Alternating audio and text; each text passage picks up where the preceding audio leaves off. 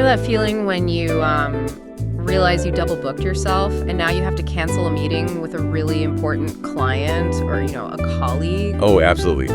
It is like the ultimate workplace anxiety. It really is. You just stare at your keyboard and you are terrified of sounding blunt or rude or just totally unprofessional in English. Well, today we are going to fix exactly that. I will tell you exactly what you are going to learn. We are going to cover how to ask for a meeting, suggest a time, confirm it, and politely reschedule. That sounds incredibly helpful. Right, and welcome to the Catch Up English podcast. We have some great source material today, so let's just do a deep dive into it. Awesome. So first, let's jump right into a short role play, just so you can hear these phrases in action. You ready? Yeah, I am ready. Are you available for a meeting tomorrow? Sure. Does 10 a.m. work for you? Yes, that is perfect. See? Boom. No long explanations yet, just immediate value. Wow, yeah, that actually felt really natural. But I do have a question about the very first part, the asking. Sure, go ahead. Our sources teach us to use the phrase, "Are you available?" But is it okay to just say, can we have a meeting? I mean, yes, it is okay. People will definitely understand you, but our sources point out that the new phrase sounds much more professional. Oh, I get it, because it asks about their schedule. Exactly. It Yeah. respects their time. So, moving on to suggesting a time, our deep dive notes highlight this phrase, does 10 a.m. work for you?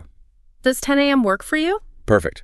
And in very simple English, that just means, is 10 a.m. okay? Right.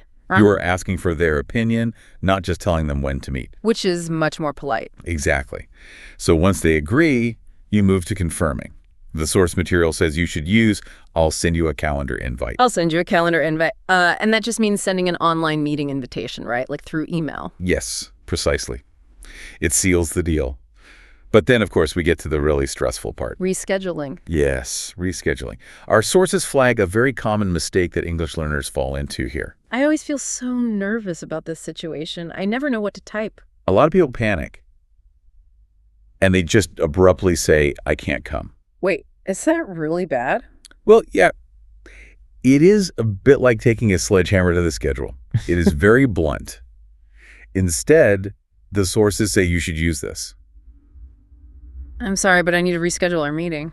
I'm sorry, but I need to reschedule our meeting. Great. And then you immediately follow up with, would it be possible to move it to Thursday? Would it be possible to move it to Thursday? Yeah, Yeah, that sounds much softer. it really is. So let's do a short listen and repeat practice for you. I will speak clearly, and you just naturally repeat these short, beginner-friendly sentences directly from our breakdown. Ready? Oh, okay, let's do it. Are you available for a meeting tomorrow? Are you available for a meeting tomorrow? Does 10 a.m. work for you? Does 10 a.m. work for you? I'll send you a calendar invite. I'll send you a calendar invite. I'm sorry, but I need to reschedule our meeting. I'm sorry, but I need to reschedule our meeting. Would it be possible to move it to Thursday? Would it be possible to move it to Thursday? Excellent. See, our sources show that business English doesn't need to be difficult at all. Right. If you use simple, polite, clear sentences, you are going to sound great. I definitely feel more confident now. And for everyone listening, try to write one useful phrase you learned today down in the comments. We would love to see which one you choose. Absolutely. And to wrap up our deep dive today, here is a final provocative thought to leave you with. Oh, I love these. Think about how replacing just one blunt cancellation with a polite rescheduling phrase could completely transform your professional relationships at work tomorrow. It really is that powerful. It really is. Keep practicing, everyone.